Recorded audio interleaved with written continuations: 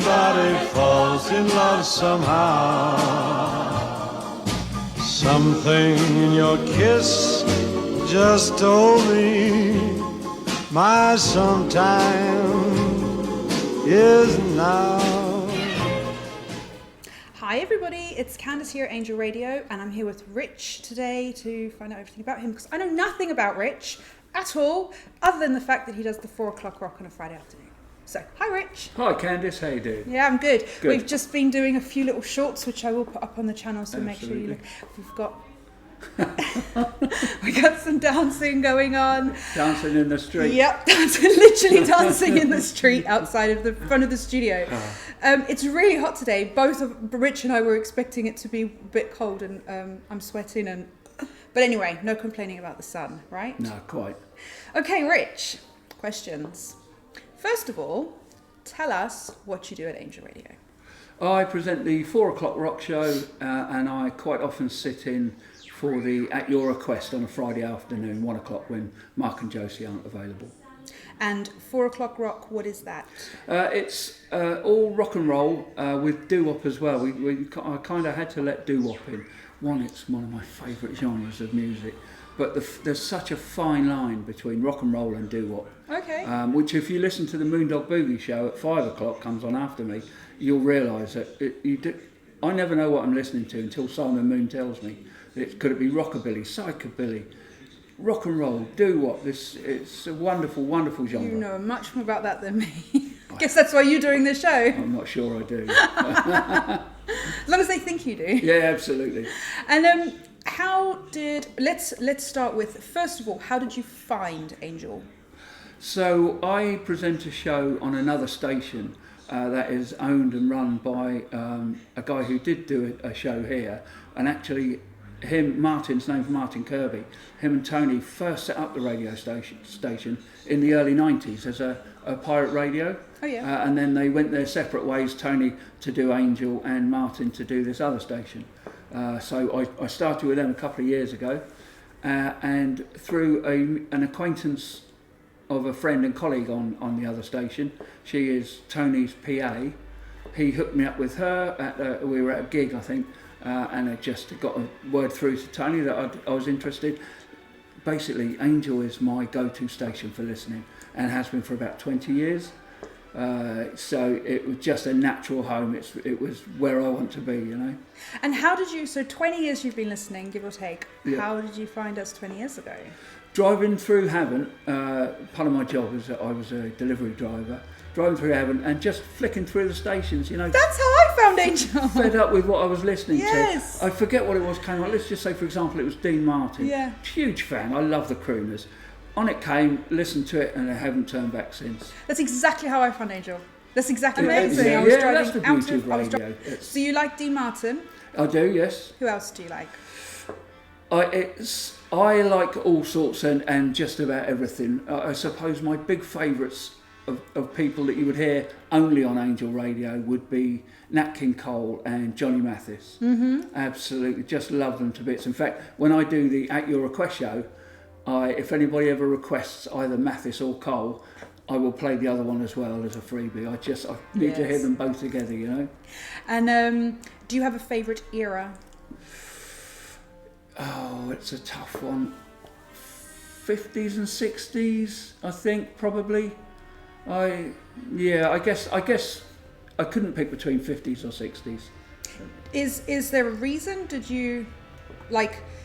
Is that what you listened to growing up? Is that what your parents used to play? What? Well, yeah, the radio was always on. This is why I'm in love with radio. The radio has been on since my first memories.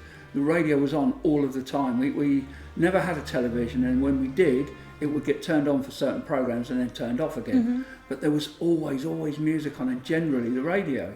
My dad had a huge record collection. He was a Stones and a Beatles and everything 60s. And my mum would listen to everything. She had music by Lebanese artists. She had the Red Army Choir singing. She had Gregorian chant 20 years before it became popular.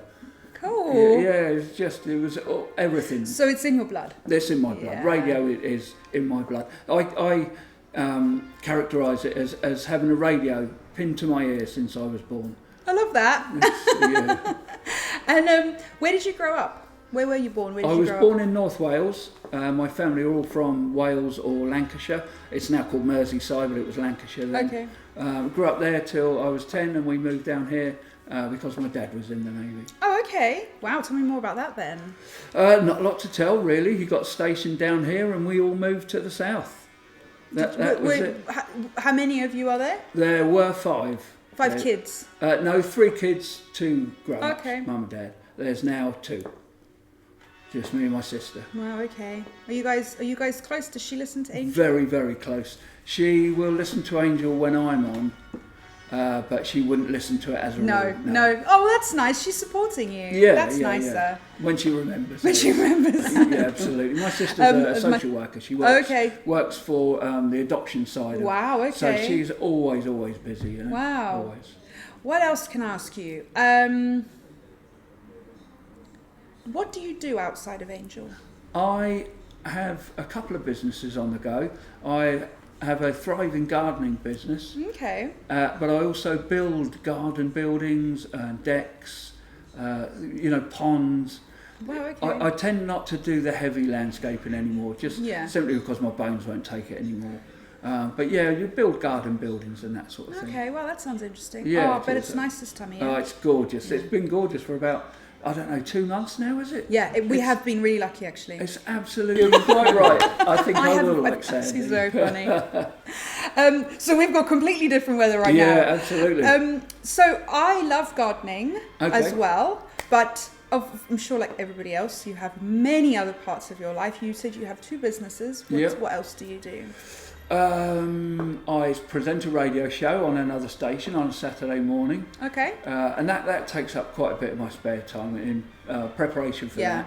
that. That's another live show. I like doing live radio. I'm not mad keen on pre-recording because when you make a mistake, you're able to stop it. So I know what you mean. You lose that live. You lose the thread. And you think and there's nothing natural about it. No, I agree with you. I am a heart on the sleeve kind of person. So I can have a breakdown on air even, and I've done that at the other station, where I'm playing songs that are so cathartic, and I think of another one, and by the end I'm in fits and balls of tears. Yeah, it's incredible. We'd be terrible hosts together because I've done that. If you're an empath, if empathy is big for you, then that's you do. Watch out for the Rich and Candis crying show. 1.5 hours. Just 2 people just sobbing into the radio. There's another 2. But I think you're right. I think you're right about the live radio. I mean, some people are really good at recording, You stop yourself and I all will the time, don't you? And start thinking, oh no, that wasn't right. Silly things that you you wouldn't. I mispronounced something, like Abergavenny. What did I say earlier? That's probably what I said earlier. Your very first pronunciation made me wince as a Welshman. I'm sorry about that. No worries. Well, you got Abergavenny in the end, so yeah. Abergavenny. Yeah, okay. Abergavenny. Beautiful town if you haven't been. Well, do you know Wales is beautiful actually? It is. I love gorgeous. Wales. It is. So do you go back to Wales often? We actually just been about 4 weeks ago. Okay. I had a job delivering and collecting antiques all over the country, and South Wales was part of my patch. So I was there every week for about 2 years.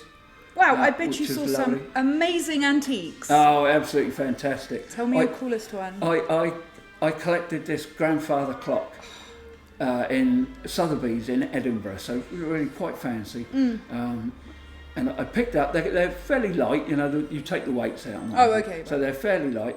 And as for everything, I'm just up on my shoulder, that boom, So the guy said to me, just be careful with that because the top's there. I said, no, that's okay, it's not heavy, I've got it. Picked it up, walked through the door, smashed straight into the door frame, poof, off went the top. Oh no! Yeah. What happened? I picked it up, put it back on and said, oh, that's okay, we can fix that. Bit of duct tape. It was just honestly, and on we went. We used to do that all the time. This company I worked for, I won't name names, but part of my patch was going over to Northern Ireland. Okay. Once a month we would do the island run. So you'd have about 3 days in Northern Ireland and then a day or 2 in Ireland. And I remember there a table had got broken in transit, so I went to Screwfix. Got all these tiny little screws, and I had to put in these minute screws. Oh my goodness. Yeah, just to get this leg fixed. Oh my gosh. So you're the person to come to for gardening Gardening. advice and fixing things that shouldn't be broken. Yeah, absolutely. Fixing things so that they're fixed and they'll still look good. No one can tell. No one can tell, absolutely. So other than...